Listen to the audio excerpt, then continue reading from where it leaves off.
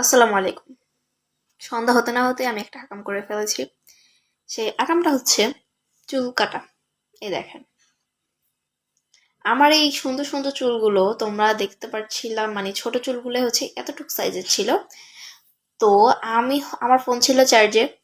তো আমি কি করব না করব কিছুই বুঝতে পারতেছিলাম না, ফোনও চার্জ হইতেছিল না। এখন হয়েছে মনে হয় 61% চার্জ হয়েছে, এটাই এনাফ। তো আব্বু আম্মু গেছে বাহিরে। তো এই সুযোগে আমি কি করি আমার কিছুই বুঝতে পারতেছি না। তারপর আমি পাই হাতের সামনে কেচি। কেচি পাওয়ার পর আমার চুলগুলো জট ছিল, সামনে চুলগুলো হাছড়া হচ্ছে কি আমি চুলগুলো কাটছি।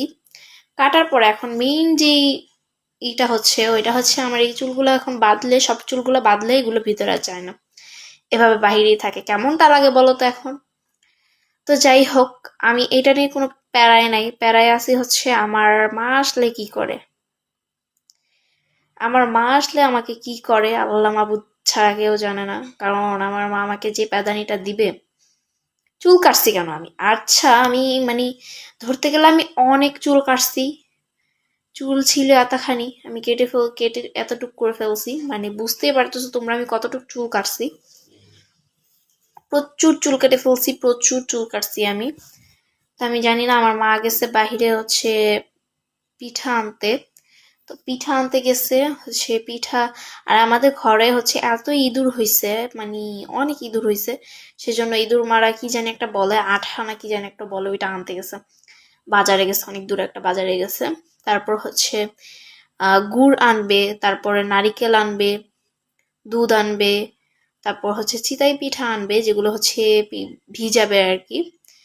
তো আমি বলছি যে তুমি এগুলো পিঠা অর্ডার, 10টা পিঠা আনবে আর কি। পিঠাটা অর্ডার দিয়ে তুমি হচ্ছে গিয়ে 1 প্লেট ফুচকার অর্ডার দিও, পার্সেল নিয়ে এসো। তোমরা তো জানোই আমি বাইরে যাই বা না যাই, আমার তো অলওয়েজ ফুচকা লাগেই। কারণ অলওয়েজ ফুচকা আমার ফেভারিট, তোমরা তো জানোই গাইস। গাইস, মেয়ে মানুষ ভাত না খেয়ে 4 দিন থাকতে পারবে, বাট ফুচকা না খেয়ে থাকতে পারবে না। এটা একটা আসল কথা। এই কথাটা, মানে কথার কথা হইলো, এটাই বাস্তব কথা। আর গাইস, আজকে আমাকে কেমন লাগছে চুল কেটে?